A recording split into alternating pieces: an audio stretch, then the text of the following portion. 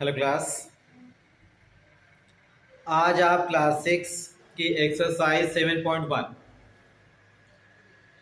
Question number 3 से आगे solve करने जा रहे हैं, क्योंकि पिछली क्लास में आपने क्वेश्चन नंबर 3 तक आपने सॉल्व किया था। तो आज आपको क्वेश्चन नंबर 4 से इस एक्सरसाइज में आगे बढ़ना। तो आइए क्वेश्चन नंबर हम 4 पे आते हैं। क्वेश्चन नंबर 4 पढ़ लीजिए, क्या पूछ रहा है। देखिए, किसी क्वेश्चन को सॉल्व करने से पहले उस क्वेश्चन को आप पढ़िए और देखिए वो क्वेश्चन आपका क्या कह रहा है, क्या पूछ रहा है आपसे। उसी के अकॉर्डिंग आपको क्या करना होगा, सॉल्व करना होगा। तो क्वेश्चन नंबर 4 दिया गया है, शेखर की मासिक आय 8,000 रुपए है।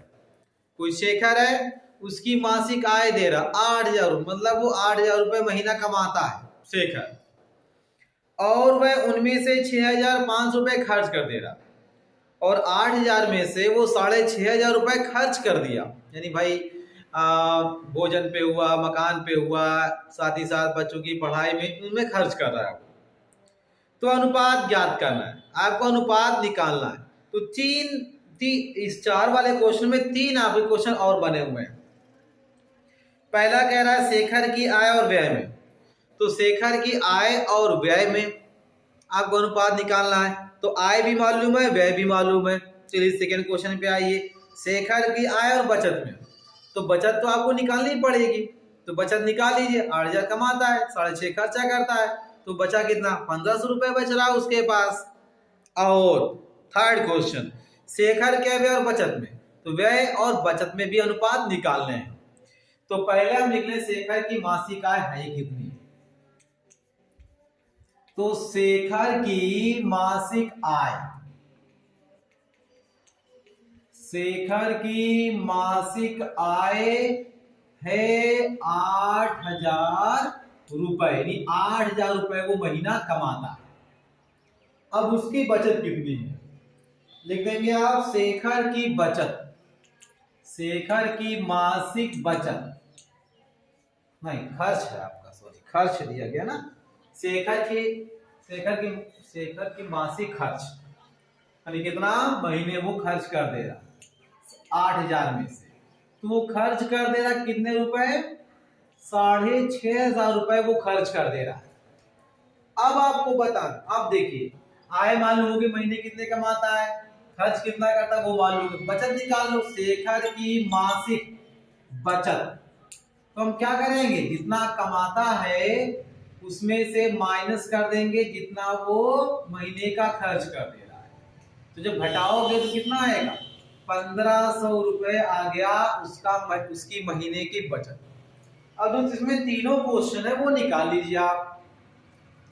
पहला कह रहा है शेखर की आय और व्यय में, तो हो जाएगी शेखर की आय और व्यय में,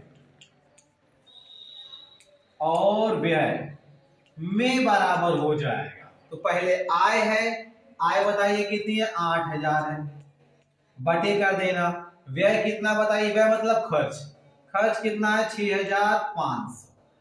तो ये 2 जीरो हमारा क्या हुआ, कट गया, बच रहा है 80/65, 80/65। 5 से कट कर लो आप, 5 1 टाइम 630, 5 6 30, और यहां पर 1 टाइम, फिर 5 3 50, मिल गया हमें 16/30, यानी मिला अनुपात इसी को कर दिए 16:13, 16:13।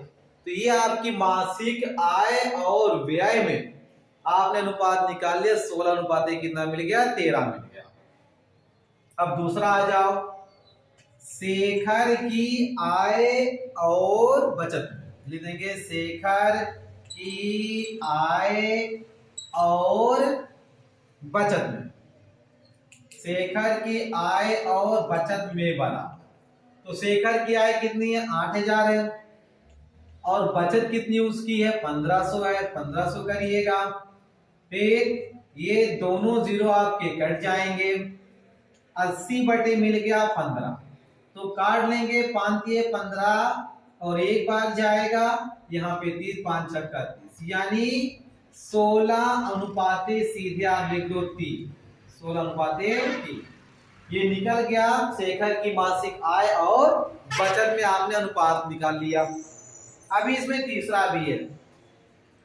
तीसरा कह रहा है शेखर की आय है और शेखर के व्यय, शेखर के व्यय और इसमें बचत में बराबर। तो व्यय कितना बताइए, व्यय मतलब खर्च 6500 बटे आपका बचत, बचत है 1500, 1500 करिए 2 जीरो आप यहाँ पे काट लेंगे तो मिल गया 65 बटे 15, 5 3 15, एक बार जाएगा 5 3 15, 13 अनुपाते कितना मिल गया, 3 मिल गया। ये इसमें आपने अनुपात निकाल दिया। तो क्वेश्चन दिया था हमारा शेखर की मासिक आय दे रहा है 8000 रुपए और कितना खर्च करता है, खर्च मतलब व्यय, खर्च कर रहा है कितना 6500 रुपए खर्च कर दे रहा है। तो उसमें 3 क्वेश्चन दिया था, शेखर की आय और व्यय में अनुपात निकालना है, शेखर की आय बचत में अनुपात निकालना है, शेखर की व्यय और बचत में निकालना। तो बचत नहीं मालूम था तो बचत हमने निकाल लिया, क्योंकि हम जानते हैं जब 8000 कमाता है 6500 खर्चा तो 1500 बचेगा। तो लिख देंगे शेखर की मासिक बचत बराबर 8000 माइनस 6500, माइनस कर लेंगे मिल जाएगा 1500 रुपए मिलेगा। कितना मिलेगा, 1500 रुपए हो गया। फिर आगे बढ़ेंगे, पहला शेखर की आय और व्यय में अनुपात बराबर, तो 8000 आय है, व्यय हमारी है 6500, 8000 बटे 6500, इसको हमने 2 जीरो काट दिया, 80 बटे मिल गया 65, फिर कट जाएगा मिलेगा 16 बटे 13, यानी 16 अनुपाते 13। जो शेखर की आय और व्यय में अनुपात निकाला आपने 16 अनुपाते कितना निकाल लिया, 13 निकाल लिया। ठीक, अब शेखर की आय और बचत में निकालो। तो शेखर की आय कितनी है 8000, बचत कितनी हो रही है 1500, 2 जीरो काट दिया 80 बटे 15, फिर काट लिया 16 अनुपाते 3 मिल रहा है कि शेखर की आय और बचत में अनुपात मिल गया 16 अनुपाते 3 मिल गया। इसके बाद फिर आगे बढ़ेंगे, शेखर की व्यय और बचत में निकालना, तो व्यय मतलब खर्च 6500 बटे आपका कितना हो जाएगा, हमारी बचत 1500। इसको अब क्या करेंगे, काट लेंगे आप, जब काटोगे तो 2 जीरो कट गया, 65 बटे 15 मिल रहा है, 5 से काटेंगे 5 3 15, 5 5 13 अनुपाते कितना मिल गया, 3 मिल गया। ये हमें शेखर की व्यय और बचत में अनुपात आपने निकाल दिया। अब इसी तरीके से क्वेश्चन नंबर 5 भी, उनमें भी मान दिए गए हैं, आपको क्या निकालना है, अनुपात ज्ञात करने हैं। अनुपात क्या होंगे उनके,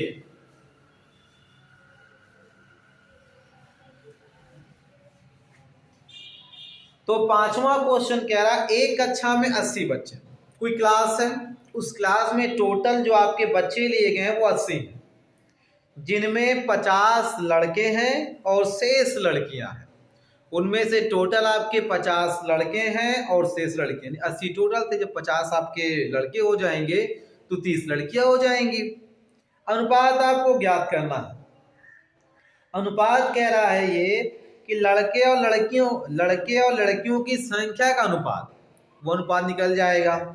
फिर दूसरा दे रहा है लड़के और कुल बच्चों की संख्या का अनुपात, लड़के टोटल कितने हैं बटे कुल बच्चे, कुल बच्चों में लड़के और लड़कियों की संख्या जोड़ के लिखी जाएगी। फिर है तीसरा लड़कियों और कुल बच्चों की संख्या का अनुपात, कुल लड़कियां कितनी हैं साथ में कुल कितने बच्चे थे उनका अनुपात आपको ज्ञात करना है। तो चलिए अब आते हैं क्वेश्चन नंबर 5 पर। इसी तरह क्वेश्चन नंबर 5 भी लगना है। तो 5वां क्वेश्चन, कक्षा में कुल बच्चे, कक्षा में कुल बच्चे, कक्षा में कुल बच्चों की संख्या बराबर है 80।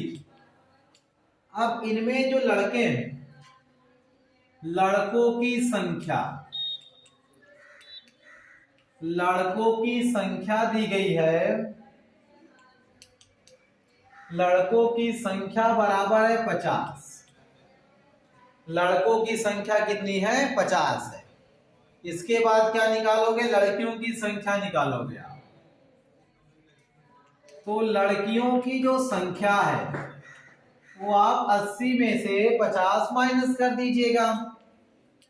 80 माइनस 50 इज इक्वल टू आपका 30 हो गया। अब अनुपात निकालिए। पहला कह रहा है लड़के और लड़कियों की संख्या का अनुपात। तो लड़के और लड़कियों का जो अनुपात है वो निकालिए। तो लड़के टोटल हमारे हैं 50 और लड़कियां हैं 30, यानी 50 बटे हो जाएगा 30। 0 0 काट दीजिएगा। 5/3 मतलब 5:3। कितना मिलेगा? 5:3 हो जाएगा। फिर दूसरा आपका पूछा है लड़के और कुल बच्चों। लड़के और कुल बच्चों का अनुपात। लड़के और कुल बच्चों का अनुपात हो जाएगा। तो लड़के थे 50, कुल बच्चे कितने हैं आपके? 80। 50/80, 0 0 काट दीजिएगा तो मिलेगा 5:8। फिर इसके बाद तीसरा क्वेश्चन पूछ रहा है आपसे, कह रहा है तीसरा क्वेश्चन है लड़के और कुल बच्चों की संख्या का अनुपात। लड़कियों और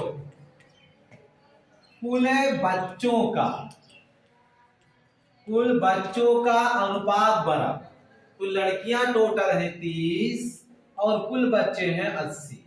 तो ये 0 आपका कट जाएगा। 3:8। इस तरीके से आपने क्या किया? ये तीनों अनुपात आपने ज्ञात कर लिया। ये टोटल आपके कक्षा में 80 बच्चे थे जिनमें 50 आपके लड़के थे। यहाँ पे हमें लड़कियों की संख्या निकाल लिया। 80 में से 50 आपने माइनस कर लिया, 30 मिल गया। उसके बाद पहला अनुपात आपने निकाला लड़के और लड़कियों का, दूसरा लड़के और कुल बच्चों का, तीसरा लड़कियों और कुल बच्चों का अनुपात आपने ज्ञात कर लिया। फिर आइए अब की बार आते हैं क्वेश्चन नंबर 6 में। देरा एक कंपनी में 150 आदमी काम करते हैं। यानी एक कंपनी है, उस कंपनी में 150 व्यक्ति हैं जो काम कर रहे हैं।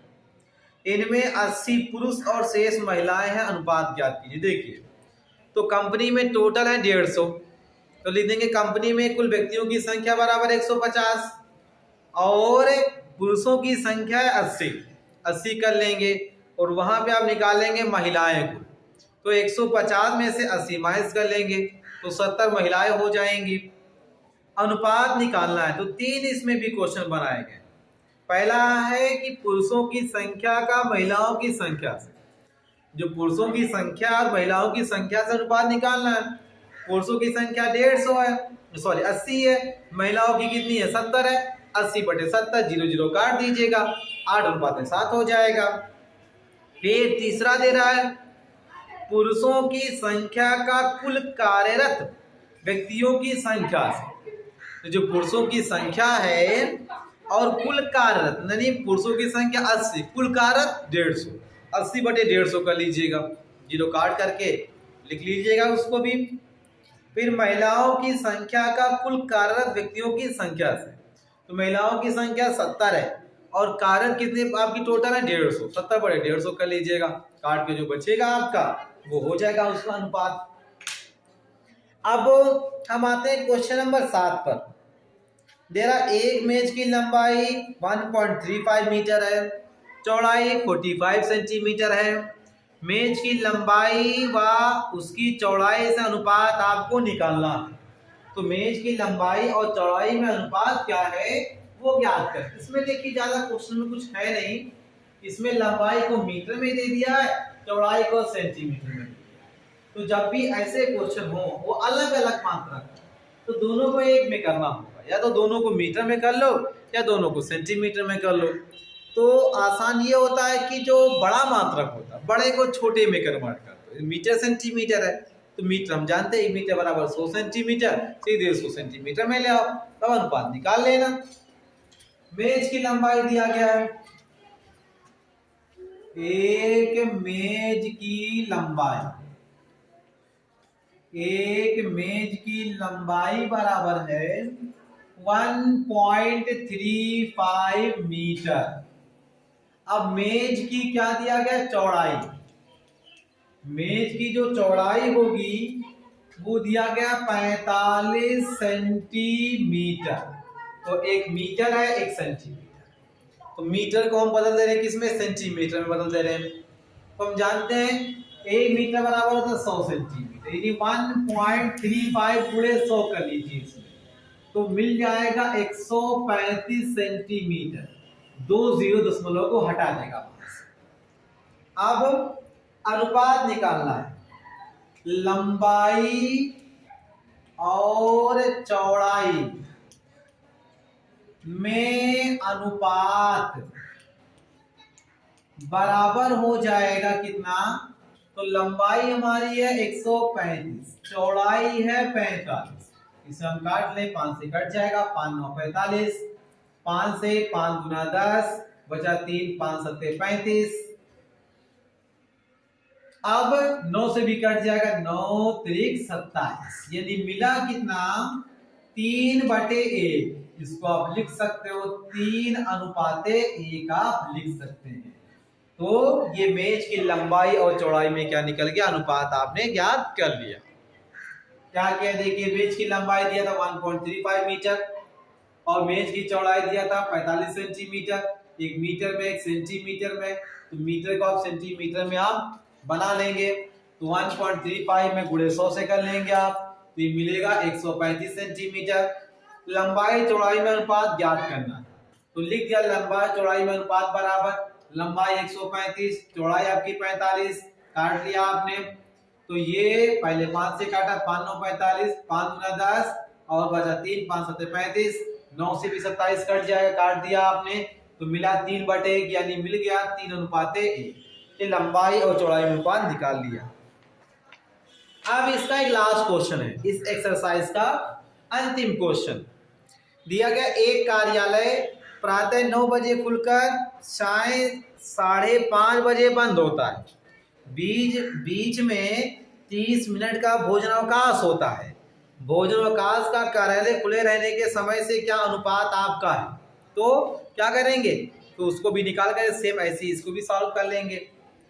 तो ये आपकी एक्सरसाइज जो है 7.1 आज आपकी ओवर हो चुकी है। अब आपसे नए क्लास में जो है नए दिन एक्सरसाइज 7.2 के साथ में हम मिलेंगे।